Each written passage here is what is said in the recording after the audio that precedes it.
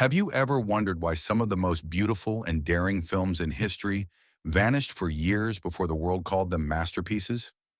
Back then, stories of love that didn't fit the rules were labeled too strange, too bold, or too dangerous to show. Yet time has a funny way of proving critics wrong. These 15 films were banned, buried, and whispered about until they became the very classics that changed cinema forever. Number 15. Portrait of a Lady on Fire, 2019.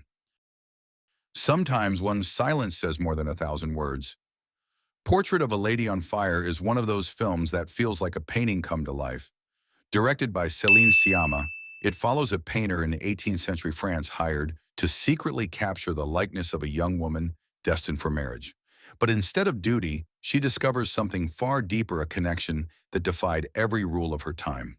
When the film was released, its honest depiction of emotion and its quiet defiance led to restrictions in several countries. Some theaters refused to screen it, claiming it was too provocative. Yet critics called it one of the most poetic and tender love stories ever filmed.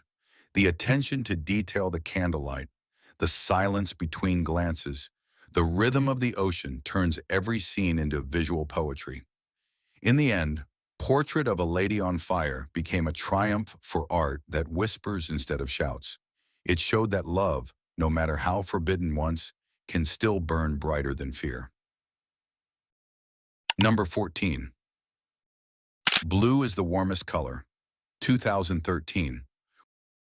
What happens when a film captures emotion so raw that it blurs the line between art and reality? Blue is the Warmest Color stunned audiences with its honesty. It tells the story of two young women whose relationship unfolds over years of growth, heartbreak, and rediscovery. The film doesn't rush, it lingers, letting you feel every hesitation and every quiet ache. When it premiered, it faced bans and age restrictions in parts of Asia and North Africa. Authorities called it too intense, but viewers called it unforgettable. The performances by Léa Seydoux and Adele Exarchopoulos are fearless in their vulnerability, showing how love can both heal and destroy. Despite the backlash, Blue is the Warmest Color won the top prize at the Cannes Film Festival, proving that emotion and humanity matter more than approval. Today, it's seen as a modern milestone in world cinema, a reminder that honesty on screen will always outlast censorship. Number 13. Brokeback Mountain, 2005. There are movies that define a decade, and then there are movies that define a generation. Brokeback Mountain did both. Set against the sweeping American West, it follows two men whose bond defies time, distance, and expectation. What began as a quiet story about cowboys became a cultural turning point. When the film debuted, it was pulled from theaters in several regions and banned in multiple countries for being controversial. Yet audiences everywhere couldn't look away. Heath Ledger and Jake Gyllenhaal gave performances so restrained and haunting that even silence between them felt powerful. Director Ang Lee crafted the film like a modern tragedy, majestic mountains, cold winds, and hearts quietly breaking beneath layers of pride. The story's impact reached far beyond Hollywood. It forced conversations that had long been avoided, proving that love cannot be confined by fear or prejudice. In the years since, Brokeback Mountain has become more than a movie. It's a symbol of how honesty and art can change the world, one quiet scene at a time. Number 12. Happy Together, 1997. Few filmmakers understand loneliness like Wong Kar-wai. In Happy Together, he captures it with hypnotic precision. The film follows two men from Hong Kong trying to mend their fractured relationship while living abroad in Argentina. Every shot feels drenched in longing, the kind that clings to city lights and half-empty motel rooms. When it was released, Happy Together was banned in mainland China. Authorities considered it too unconventional, too emotional, too real. But elsewhere it became a sensation. Its bold camera work, vibrant lighting, and unforgettable soundtrack made it a masterpiece of modern cinema. Wong Kar-wai doesn't spell everything out. Instead, he lets gestures and silence do the talking. Critics called it one of the most honest portrayals of love's chaos ever filmed. Its final moments, set to a song echoing down a long, lonely road, hit like a whisper of truth. Happy Together remains proof that even the most fragile love stories can shine bright enough to survive censorship. Number 11. Fire, 1996. When Fire premiered, it didn't just start debates, it started riots. Directed by Deepa Mehta, this Indian drama tells the story of two women trapped in unfulfilled marriages who find comfort in each other's friendship and understanding. What seems like a quiet domestic story slowly becomes a bold exploration of connection, identity, and courage. Conservative groups in India protested fiercely, forcing theaters to shut down and even destroying movie posters.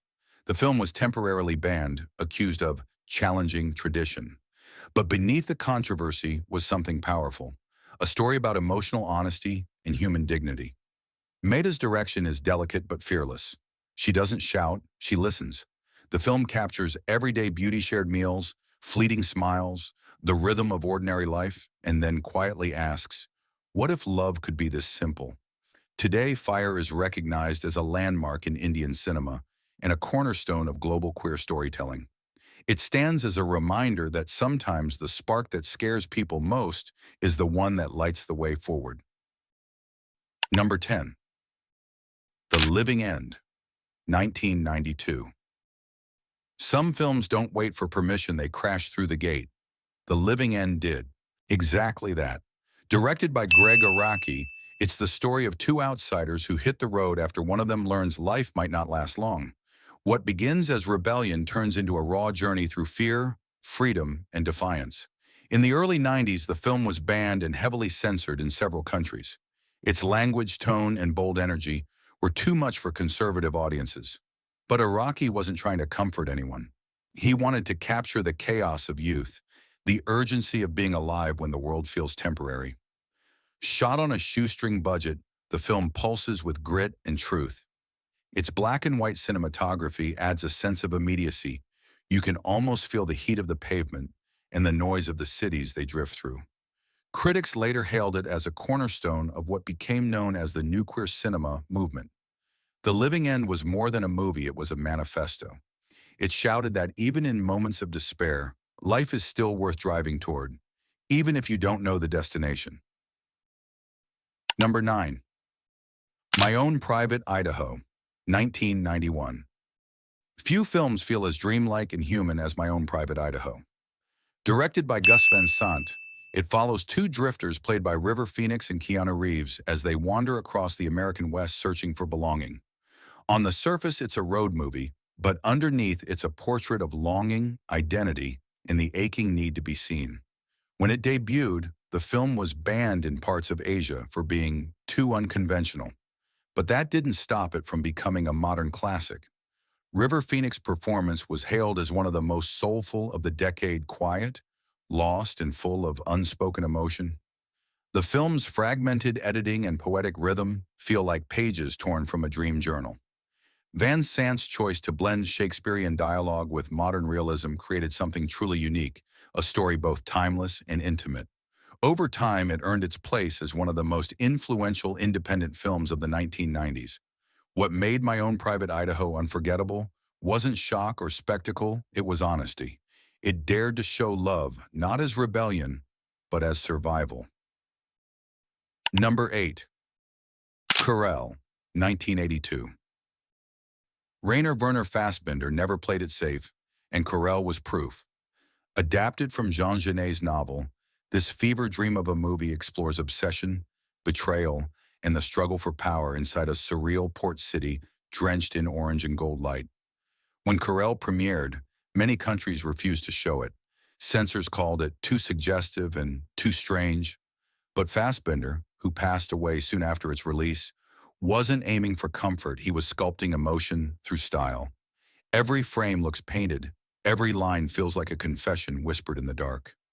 The film's theatrical sets and saturated colors create a world where fantasy and reality blur. Critics were divided, some called it incomprehensible, others called it genius. Over time, it found its audience among those who saw it for what it truly was, a farewell letter from one of cinema's most fearless artists. Querelle stands today as a daring visual poem about desire, control, and freedom. Banned in its day, it now glows like a relic of pure cinematic rebellion. Number 7. Cruising, 1980. In the early 80s, Cruising caused chaos long before it even reached theaters. Directed by William Friedkin and starring Al Pacino, the film follows a police officer sent undercover into New York's hidden nightlife to catch a killer. But what made the movie explosive wasn't the mystery, it was the world it revealed. Before release, protests erupted outside filming locations. Activists feared the movie would misrepresent their community, while censors demanded massive cuts. Some countries banned it entirely. Yet behind the controversy was a fascinating piece of filmmaking, dark, stylish, and disturbingly atmospheric. Pacino's performance is deliberately restrained. You can see his confusion, his unease, and the tension between duty and discovery. Friedkin shot the film with jittery realism, rain-slick streets, flashing neon, and an unsettling sense that the city itself is alive. Though misunderstood at the time, Cruising has since been reevaluated as a gritty time capsule of an era and a conversation starter about representation in film. Love it or hate it, it remains one of the most debated movies of the 20th century and one that dared to show what others refused to acknowledge. Number 6. Salò, or The 120 Days of Sodom, 1975. Few films have divided audiences like Salò. Directed by Italian filmmaker Pier Paolo Pasolini, it was banned in more than a dozen countries and seized by authorities for its disturbing imagery. Yet beneath its infamy lies a haunting piece of social commentary that refuses to fade. Set during the final days of World War II, Salò uses its unsettling story as a metaphor for corruption and power. Pasolini wasn't aiming for shock value. He was showing how cruelty can become systemic when morality is replaced by obedience. Critics and audiences were outraged. Theaters pulled the film, some never showing it again for decades. But over time, film historians re-examined Salò and found a chilling warning beneath the discomfort.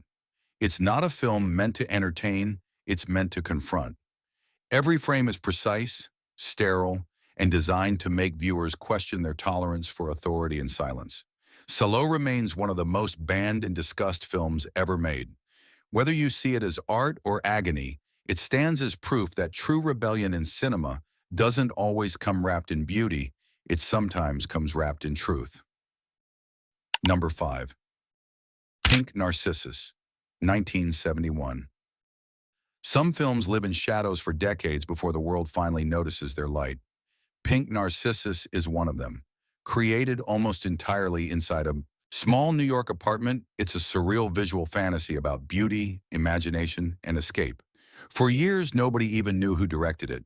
When it surfaced in the early 70s, it was banned or hidden by distributors who called it too strange. The colors were too vivid, the symbolism too bold, and the imagery too dreamlike for conservative audiences. But behind that mystery was photographer James Bidgood, who crafted every glowing backdrop and costume by hand. The film unfolds like a fever dream, mirrors, sequins, and endless reflections of desire and loneliness. It doesn't tell a story in the usual way. It feels more like a moving painting. Critics dismissed it as nonsense at first, but decades later, it was recognized as a masterpiece of underground cinema. Pink Narcissus showed that art can flourish even in isolation. It's a celebration of imagination proof that creativity finds a way even when the world says no. Number 4. The Bitter Tears of Petra von Kant, 1972.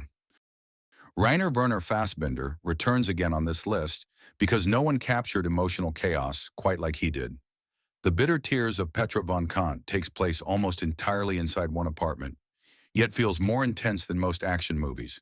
It follows Petra, a successful fashion designer whose world begins to unravel after she falls for a younger woman who doesn't love her back.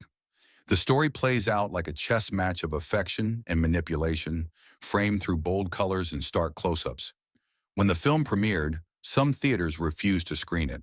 Its emotional honesty was considered too raw, and its focus on power between women made many critics uncomfortable.